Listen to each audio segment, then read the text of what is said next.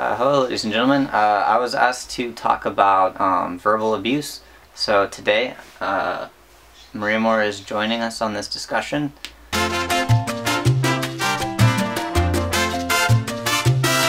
So, from what I know about verbal abuse is that if you're told something long enough, like, you know, you're stupid or you're ugly or whatever, you start to believe it. Sort of doesn't matter what's actually true or not. You just, it seeps into your mind. I guess the goal, how you want to deal with it, is just get out of that environment and surround yourself with, you know, people who aren't poisonous. But that's a lot easier said than done. I got a lot of it from my dad, making me feel stupid and shitty and like I was worth nothing.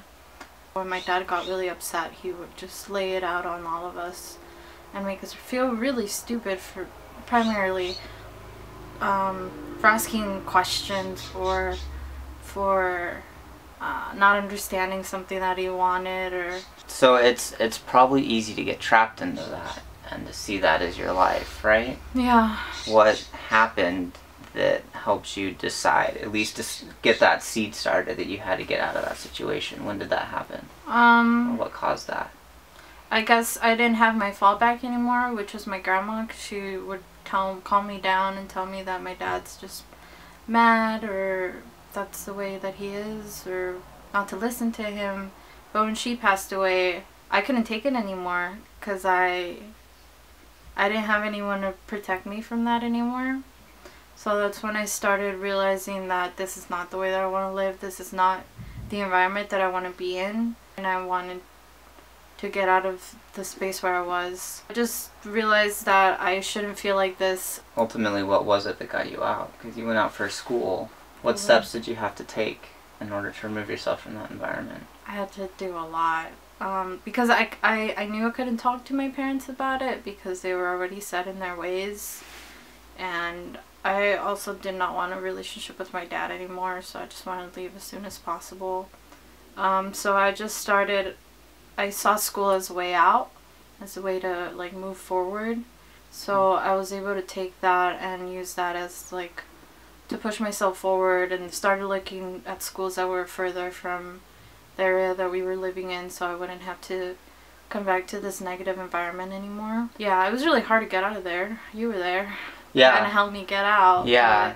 It was, you know, for those of you who are trying to get out, it's, you're pushing up against a huge, I don't know, huge momentum, a huge force that's been built up over years. The day that she moved out of her parents, it's the entire day I kept thinking that it wasn't going to happen. We had everything planned out and just roadblock after roadblock after roadblock. Yeah, they kept, especially my dad, kept getting in the way and making excuses for why I shouldn't leave.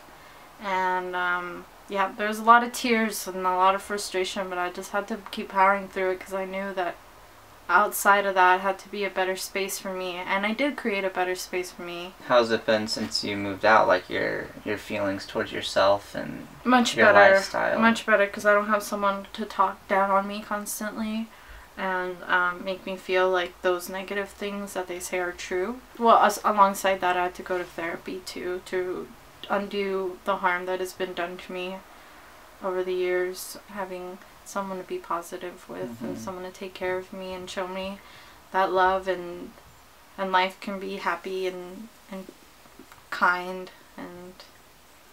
And what kind of people do you look to surround yourself with now? Positive people, kind people. What would you suggest to people who are in these situations looking to get out? Be patient. It's gonna maybe take a while, but you can do it. Seek help, counseling, friends, whoever can help you like relax while you're trying to get out of there, because I was trying to get out for, I felt like a long time, and I felt like I was suffocating, and I would blow up every once in a while because I couldn't stand it anymore, and I was gonna do it the wrong way and just go.